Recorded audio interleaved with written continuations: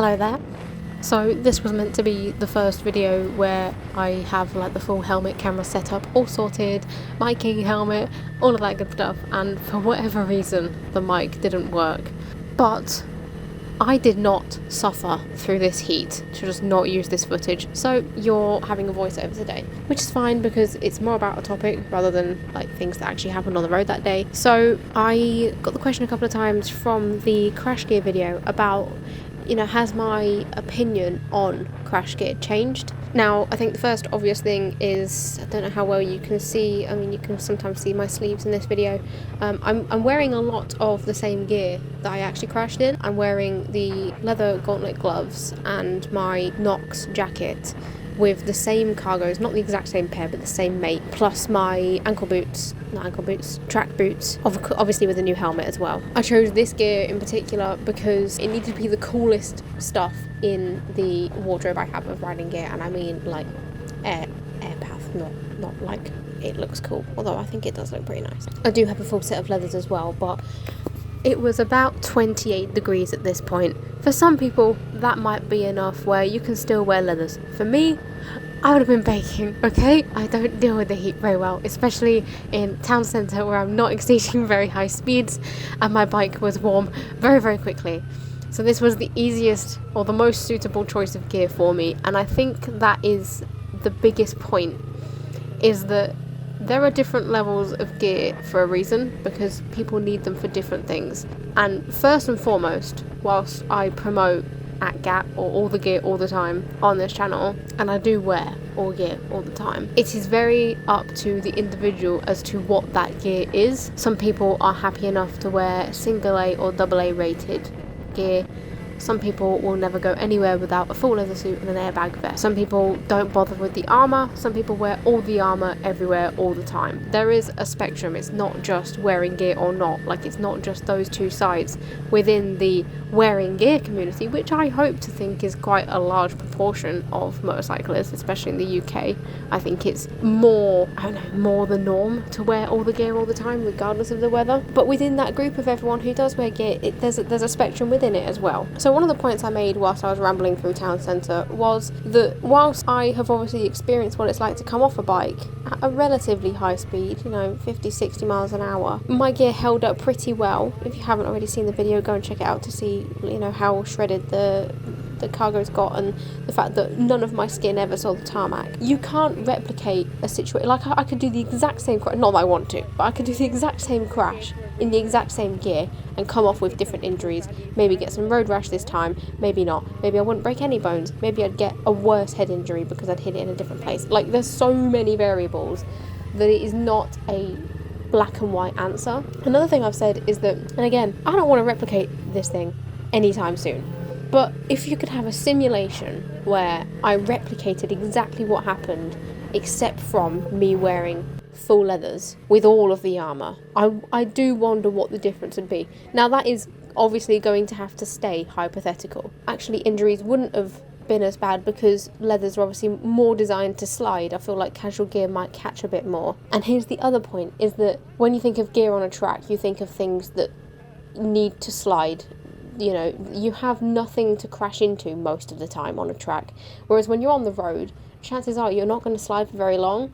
When you fall, you're going to tumble, you're going to hit something, you're going to hit maybe a moving object, maybe a curb. I don't think I hit anything in particular. I think I just tumbled on the tarmac. But still, whether it was the casual gear that caught and then caused me to roll, or whether that would have happened in leathers, again, there's so many variables. My point being, I actually feel more confident in the gear I wear now than before the crash. Now, I have to be careful with this because you don't want it to get to a point where you're like, oh well, actually I didn't get off too badly. Like, you have to be very aware that a lot of it is luck, about how exactly you fall, the conditions of the road, everything like that.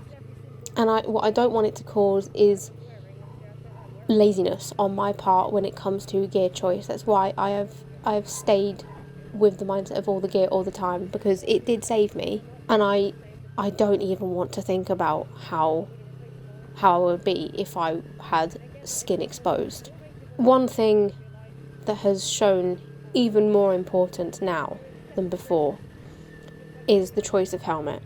Now, again, if you've seen the gear video, you know what my Scorpion helmet looked like after face planting the tarmac, and you saw the mild concussion I got from it. And when I was looking at the replacement helmet, the ratings were the biggest thing for me. Was, okay, what helmet can I get that's within budget? And I'm not going to lie, that I still like the look of. Some people, style is more important than others. For me, I do care about how things look, but the safety ratings do sometimes override those choices. Although I like to try and find the best of both worlds, which I think is what I've done with a lot of my gear anyway.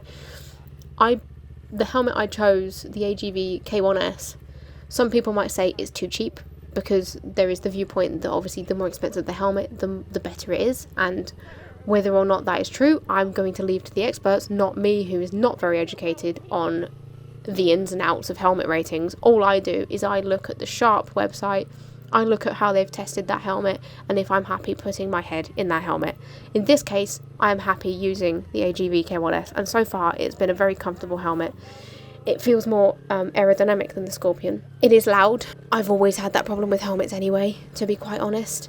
I like the look of it, and it was within budget while still maintaining a 5-star rating, which I think was, again, a combination of the best of both worlds. So, casual gear versus leathers. I'm still going to use a combination of the two, especially in summer. It's going to be more casual. Leathers are more of a winter thing for me. And with the road riding that I do a lot of the time, I am quite happy riding around in AA rated gear, knowing it will very likely save my skin, as it already has done.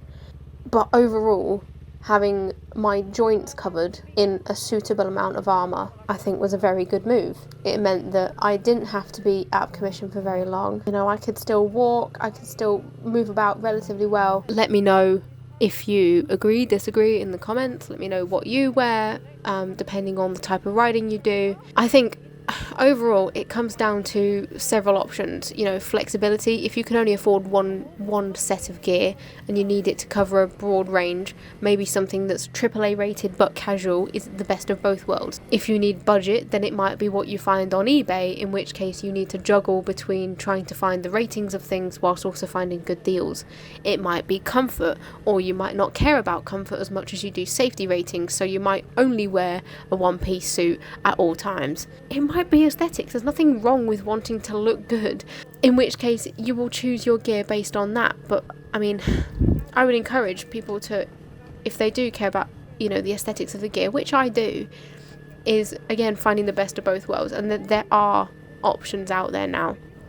And I do want to go in a bit of a deeper dive for women in particular, because obviously that's my experience of buying gear is as a short woman. There are, thankfully, more and more options becoming available. There are still gaps, absolutely, but technology is advancing so that now full leathers is not the only option to give your skin a AAA rated cover. I hope you're enjoying the ever so slightly different viewpoint of Noxie from the helmet cam. You can notice the mirrors are slightly different. I've also got the relevant quad lock case for my phone, so that's now sat on my dash along with the vibration dampener, because that's one other thing I have contemplated since rolling in the cargos, is I'm storing less things in my pockets, because I think that may have caused a little bit more of a, it catching on the floor. Again, you can't replicate the situation, and I didn't have any harm from anything that was in the pockets. Nothing stabbed me, although maybe some of the bruises I got were from things like my phone and keys in the pockets. Other than that, as always, I will keep saying thank you to R&G because of the amount of support they have given me to get back on this bike. And they've also said a massive thank you for all of you lot using the Tiptoe code. So if you, again, haven't already checked out the R&G website for not only crash protection but a bunch of other stuff as well, Noxie now has the micro LED indicators, the heated grips, the tail tidy. They do a bit of everything, plus obviously the helmet cleaner and other cleaning products they use, which the helmet cleaner lives in the tail of my bike. I would not be without it, especially this summer with the amount of bugs flying around. I highly recommend going to have a look at their website, seeing what deals you can get, and using the code TIPTOE10 to get another 10% off. They also have a sale running at the moment, so you also get the 10% off everything that's discounted as well. So absolute bargains going on right now. The other thank you again goes to Cardo for also helping me out massively. You can't hear it in this video, but I'm bopping away to some tunes, listening to my Pack Talk Pro whilst I'm out and about. And of course the camera is mounted on the chin mount, and that is the only thing I actually needed to replace. Obviously the whole setup for this video didn't change because none of it was in use when I crashed, apart from obviously I needed a new chin mount because I had a new helmet. So all that's to say, I've got several codes that I will put in the description and in the comments, and if you wanted to get yourself some bargains and also support this channel, go and check them out. So a little bit of a discussion for today. I hope you're all enjoying the nicer weather. And once again, thank you so much for watching. Like and subscribe if you haven't already, and I'll see you in the next video. Ta-ra! Ladies, if you wanted an eyeliner that actually stays on in the helmet, this is the one I use. This is the only one I've found actually survives the helmet and the watery eyes that sometimes come with it.